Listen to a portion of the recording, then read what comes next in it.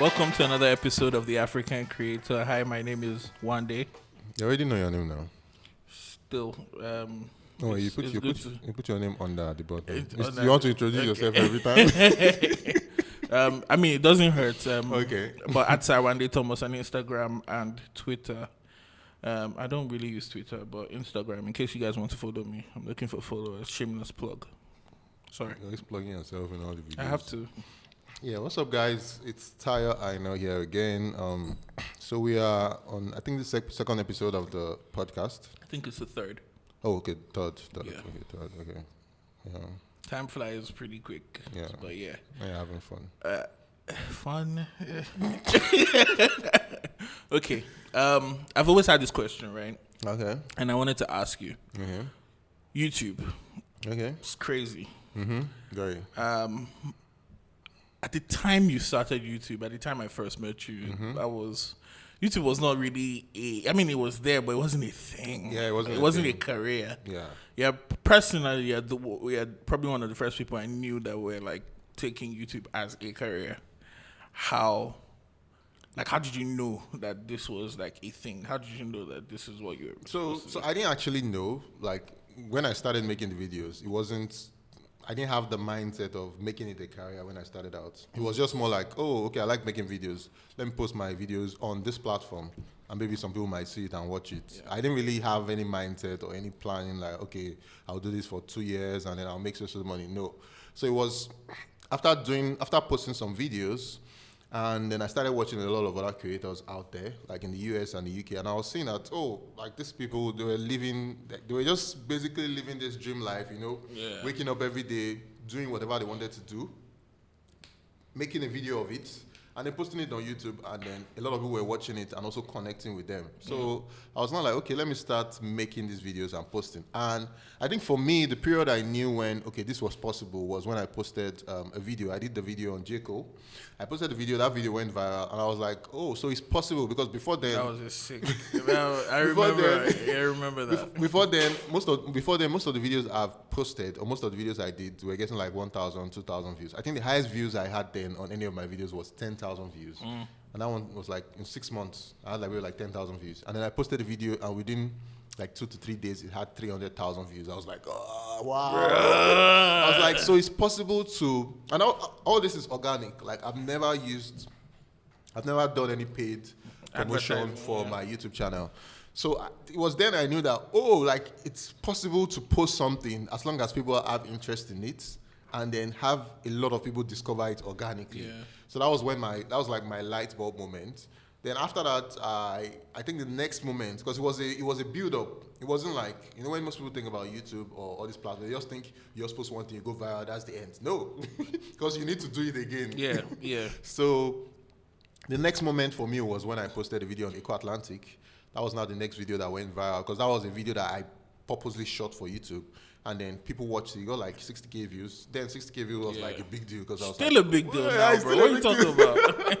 No, now when I say, because we've done a million views before, so 60K is like, and that's, YouTube is just relative. So when I posted that video and then I got like 6K views in like a week, I was like, oh, like really? And then I got a lot of comments. Many of them were really like encouraging, like, show us more of this. And I was like, okay, this is possible. So I started doing more of that, and then I realized that I had an audience. I was gradually building an audience. I saw some people who watched the first video come back to the next video, and then they kept watching the future videos. And I was like, oh, okay, this is possible. And then gradually, I started saying $1, $2, $3, $1, $2. I was like, okay.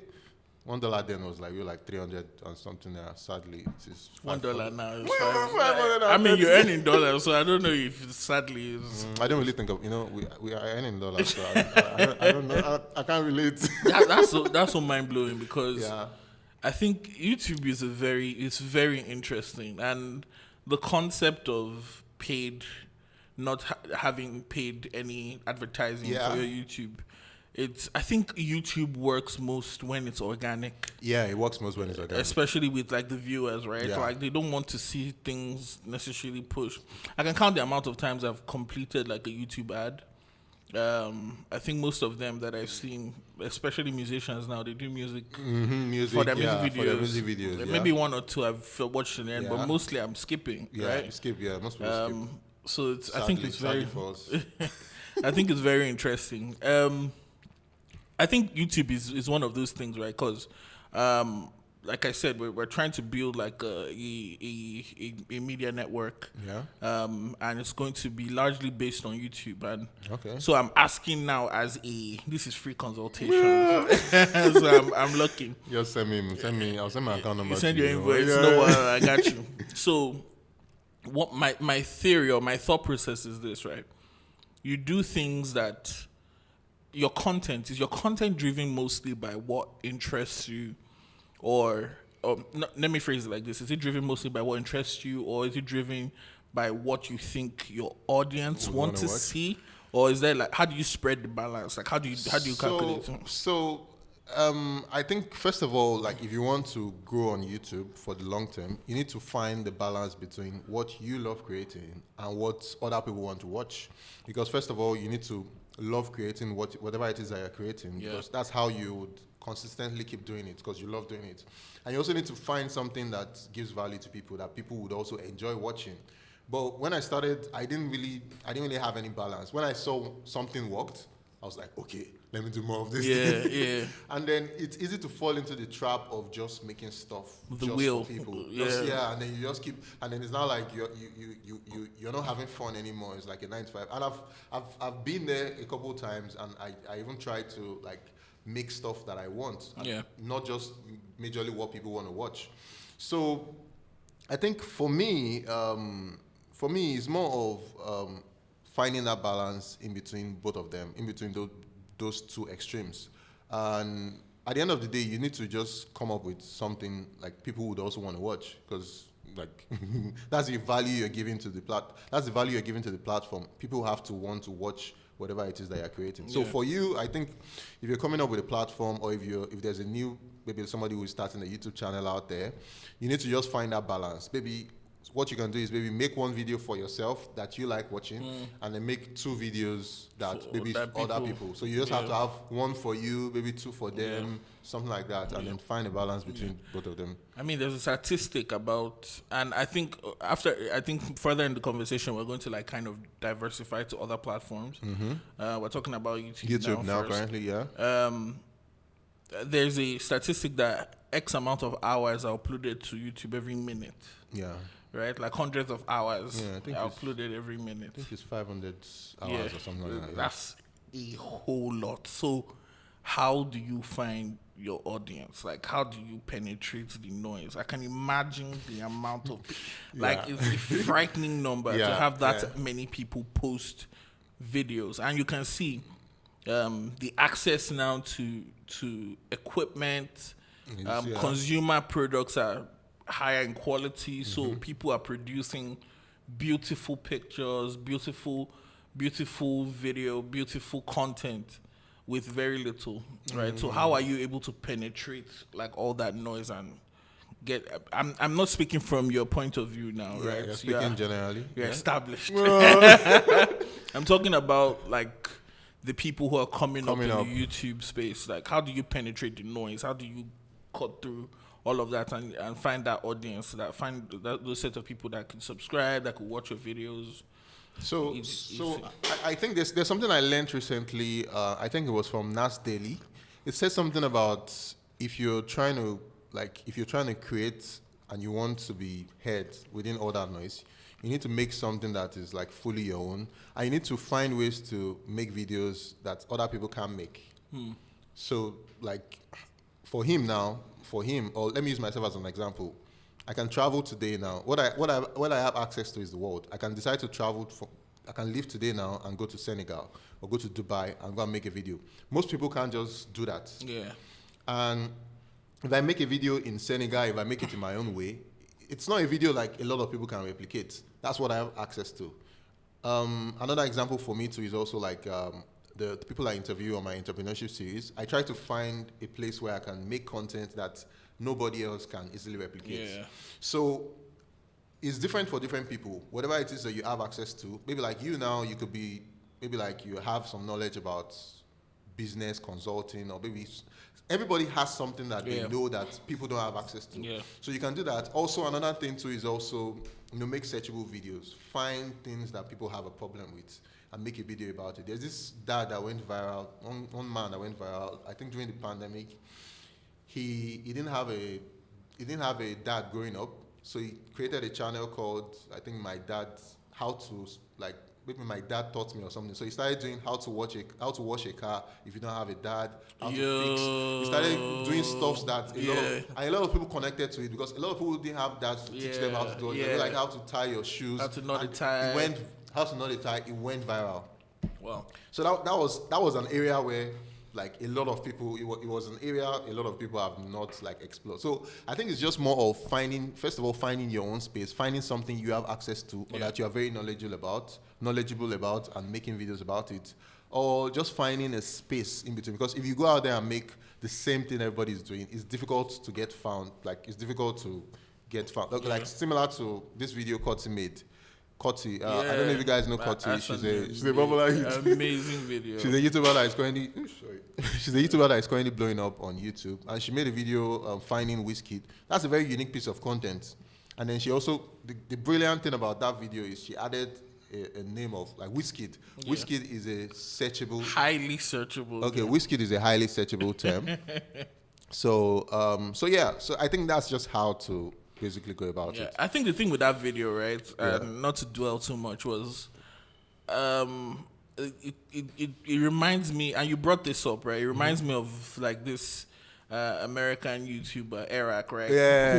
Who goes on these, like, adventures, right? Yeah. Where he doesn't necessarily know the answer, but he's taking us along for the journey. So the video itself is the journey. It's the journey, not the destination. She never found this kid. I mean, she did, but she never talked to him. She didn't achieve the goal. To do. But you're glued. Like, I remember when she said she saw Wizkid, I paused the video and I was like, oh my God. I started sweating because I was like, don't let this girl get embarrassed or something, And I mean, I think it was a very enjoyable piece of content, and I think I get what you mean by saying create stuff that you think no one else can create. Moving to other platforms, right? I think we should introduce a section, and we're going to introduce it live. Yeah. Video. I think we're just we're freestyling, right? Yeah. I think we should talk about, or just maybe highlight creators. Okay. Creators that are coming up, creators that are doing stuff in the African space, and do one every week. So who do you think we should? So I think it is with two. You would come up with your own creator, and I would come up with my creator, because we probably would have different people. Fine. Okay, you. So for me, I would say Kotsi. For me, I would say Kotsi. I think she's one of the people who came into, like, the YouTube space, and she was able to come up with a different type of content. You know, when you go on YouTube, most of what you see is like a replication of what already works. Like, many videos that have been made already, people just make another same version of it. It's not really different. It's not really, like, original. But her content is different from any other thing else on YouTube. And it's not the kind of content you can see people easily replicate. Yeah. Like, how would people... If somebody wants to replicate that same video, how would you do the same? You can't do it the same thing the same way. It's not possible. Somebody might come up with that, but it's not possible to replicate it the same way. So I think I give her kudos for that coming up, and also the storytelling was also very good, because I think one thing about storytelling is, and what kept all of us engaged, was the fact that, you know, is this thing of set up conflict and resolution. Yes. There was conflict, so it was like, okay, is this person going to achieve this thing they are setting out to? So it kept us glued. So the storytelling, the filming, everything was proper. So I think with Kotsi, right? I think what I like about her videos is the vulnerability. It's a very vulnerable form of storytelling. Like I said, I felt connected to her mission. It's like she didn't even. It's like you're part of it, yeah. Yeah, it's not like she's a musician. So it wasn't like one, idealistic goal to make Wizkid. It was just like, yo, I want to make Wizkid, and she went for it. Got me so invested in that, so I can relate with that. I'm going to go the flip side, and I'll go with Instagram actually. Instagram Reels, and I came across this creator. She's called the Nigerian Foodie Hub. Oh, okay. Seems like something about food. She makes these very short videos that just deal with like, how to make chicken stew, right? But it's done in like 30 seconds. Oh, like a TikTok format? Yeah, TikTok format. And it's done in the most engaging like way possible. Nice, it's reels. She does like a nice voiceover type of style, cool.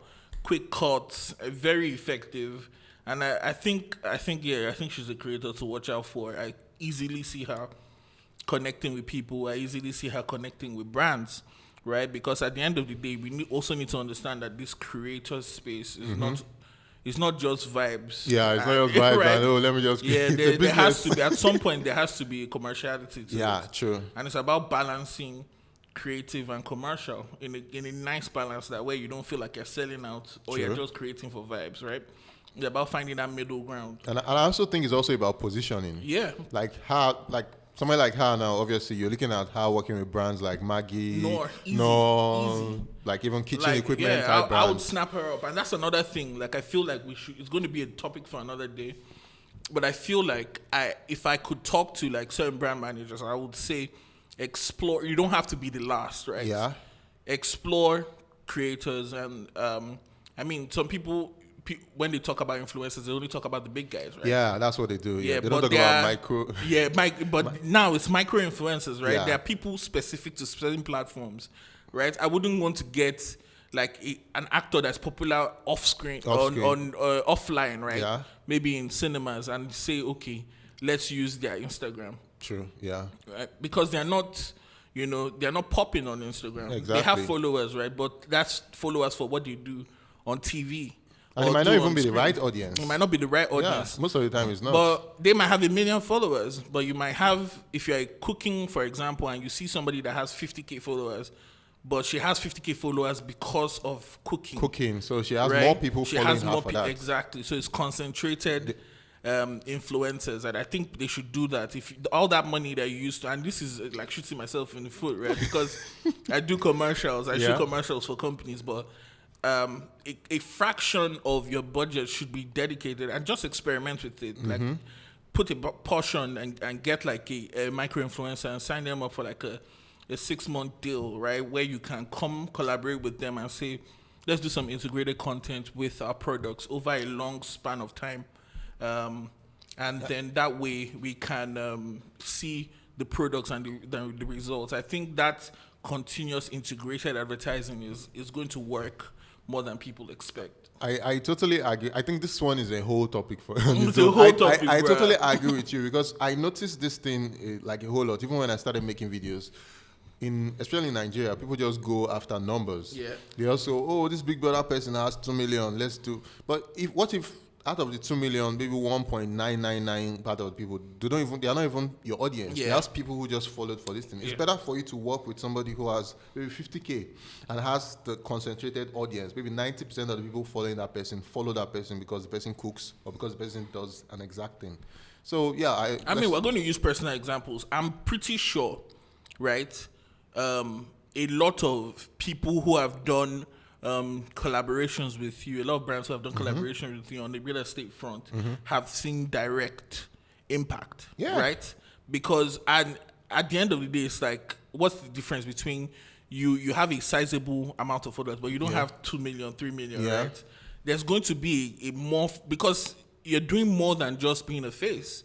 You're actually actively in that space. You go to houses, you show architecture, not only in one country, across Africa, and so you're a brand known for that. I think that is a perfect example of just brand synergy and brand partnerships, and people need to embrace it more. Let me even tell you something. I think I've not said this one anywhere. Yeah, no. When I started making real estate videos that brands now started understanding. I was one of the first people, if not the first person, to ever do a brand integration on YouTube for real estate. Yeah. Because it was like, even now, it's just now that they are awakening up to the fact that, because they've seen videos I've done, and when they see the reach, they're like 300,000 people, and they see the comments, because those are human beings, and it's all organic. Yep. So when you see, like, I did a video on Davido's house, it got like 1.4 million views. Bruh. And there was a brand integration in it. And that's organic views. Like, people searched for it, they watched the whole thing. So it was when I started doing more of that real estate brands now started reaching out to me and started doing, okay, we want to do this thing for the first time. It wasn't something that they knew. Yeah. And even, like, I did a recent video too on an internet, because I'm not going to give them free shout out here again. I did a recent video on an internet service provider. And after I did a video, like 3 different internet service providers reached out to me. So it's more like their eyes are just opening gradually. They don't really understand it. So that's what is happening currently. Whenever I do a video, the same time I did a video on a car brand, more car brands reached out to me. So I'm like, okay, is it that you guys didn't know this existed? Yeah, but that's the thing now. That's the thing, like, because this our podcast, right? Is not we're reaching out to creators, but we're also reaching out. Like I said, we're trying to bridge the gap, right? Yeah. Because I think overall there's the ecosystem that needs to be built, right? Yeah. And we have. It's in just silos. We have creators here. Even within creators, we have YouTubers here. We have TikTokers. We have Instagrammers. We have people in different silos. Our job, I believe, right, and it's something that we're both passionate about, especially in the African space, is to build that bridge and build the gap and make everything work. Like I said, these on the brand side, right, we need to start seeing more. First of all, younger brand managers, not just entering the system and sticking to it. Yeah. And like I say, I can guarantee you, don't even do a sizable amount of your budget. Like, remove like 10%. Yeah. And just put it towards to reach the right concentrated micro influencers that are in your space. Like, look at the guys in the US, right? That they do longer product partnerships. Like. Yeah. I've never ever used SeatGeek. Yeah, SeatGeek, but if I'm in America and I want to go for a game, I would go to SeatGeek because they've done a lot of successful product integrations with brand, with influencers and YouTubers and TikTokers. And if I wanted to do that, like it's top of mind. It's top of your mind. It's top of mind. So. I'm not saying it's the solution to everything, but I think it's a good compliment, and No, it totally is. And just to add on to what you said, there are lots of like the kind of content and the level of like production and like passion and like things that micro influencers would do to make a video for a brand, since it's something they do already normally. Like, see this lady you talked about now, the Nigerian Foodie Hub. Yeah. Imagine she was already doing really nice videos on her own. She's already reaching the audience. If something like a Maggie or a No just gives her like money to make a video for them, like just imagine what she would do. She'll go hard. She'll go hard on it. Yeah. Like she will go very hard because she already does it normally. Yeah. So that's the right way to go for brands. I think if they could go that way, it's really cool. So in a nice bowl, right?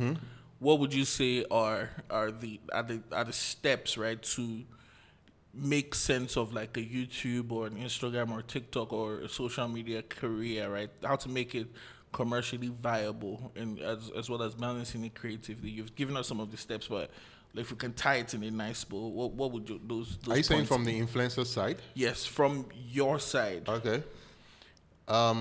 So mine is first of all, you need to have your interests. What are your interests? And from your interests, then you start creating like valuable content. Yeah. Based on your interests, valuable, searchable content. So content people are searching for. So let's say you want to go into the travel space. Look, if you don't have a lot of money, first start with your environment and give people valuable information about where you live. Where you live is probably, there are more people living there too. So there are more people who would want to know about those places. Like when I started, I was making videos about places in Lagos. And then from there, I did places in Nigeria. So from doing that, then you can also like expand. By the time you start earning some money, you can expand to like outside the country. So that's for a travel person. I'm speaking for myself. And then from there, another thing you also need to know is positioning. You need to find a way to position your brand. Like make videos that you want to be paid for. This kind of videos you're making, who do you feel is going to pay for it? Like the bringing back the Foodie Hub babe, she knows it's probably like at the end of the day, brands, kitchen brands, homeware brands, cooking brands reach out to her. FMCGs. Sorry? FMCGs. Yeah, okay, yeah, FMCGs. For me, it's going to be real estate brands, travel brands, business brands that reach out to me, or lifestyle brands. So wherever it is that you're going to with your content, you need to position yourself appropriately. Yeah. You need to start thinking with the end goal in mind. Don't just make videos that you can't really integrate a brand into it in the future. Yeah. So yeah, I think that's just it. I just consistently keep making videos. I think to add to that, I would say kind of two things, right? First thing is kind of a page from your book, which is just start from where you are. Yeah. Use what you have at the moment and just keep building. Yeah. I think I'm a big believer in like building the muscle, right? Building the muscle for stuff, repetition, creation. Yeah. That way you can get into a groove. Right, so that way, when you have a bigger opportunity, bigger equipment, bigger finances, you're in a flow. Yeah, you're in a flow. You're in a flow of things. And the second thing that I would say is that just in terms of creation, right, and this is from brand side, right, every brand, every person that's looking to be an influencer, everybody, I think there are two things that are crucial now, right? You have to be your own media company. Yeah. You have to be your own tech company. True. Right? Tech company, you can see easily over the period of COVID, everybody had to use different solutions to make sure their office connected, their service. And when people say tech, it's not about, some complicated, it's just little tools and things to make you more connected and make you more accessible. Yeah. And the media company, in the sense that when people say advertising, they're thinking commercial, they're thinking traditional advertising, newspapers or whatever, right? We're not talking about that. We're talking about just content, right? Everybody needs to, like, even a doctor. Yeah. That's what you see. They're medical influencers. Yeah, true. They're influencers at dentists. Yeah, there was a guy I saw, the dentist guy. They're influencers that are veterinarians. Yeah. There's nobody that doesn't need some sort of content, because if you want to sell a service, you have to, show people what you can do. So I would say that would be my own tip, that for the brand side, like when you find these influencers and snap them early. Right? Yeah, before they because blow. They will blow. They will blow, and yeah. Then you have to pay over the counter price. Just snap them early, and that way you can form longer lasting relationships with them. I think another mistake people make, and this is another topic, but another mistake people make is that when people decide to spend money on advertising or content, they want to solve all their marketing problems with one video. Yeah. They're like, take this money and it do must everything. give us 1 million customers. It doesn't work. And then when like it that. doesn't do, they'll now be like, it doesn't work. Yeah, I'm a big believer in like slow incremental progress. Yeah. Nobody can just convince you, hey, Tayo, buy a house now. And you just say, okay. Okay, let me just buy it. It's incremental. Yeah, true. It's stuff. First of all, you have to get your product to top of mind, show the benefits and so on and so forth. So yeah, that's it. So I think this episode is done. Yeah, I think so. How many minutes is that? 28, okay. All right. All right. Thank you guys for listening to another episode of The African Creator. We're looking to bring you guys more exciting things. Please put your comments below. If you have anything that you want us to talk about, anything that interests you, anything you want to know about. And if they have somebody who they want to recommend for us. Yeah, exactly. We're going to start having guests pretty soon. So please let us know. Please hit the like button, subscribe. I might get in the comments. Yeah. Share, and turn on post notifications. And we'll bring you another episode of The African Creator. My name is Wande. And my name is Taya. And we'll see you guys on the next one. Peace.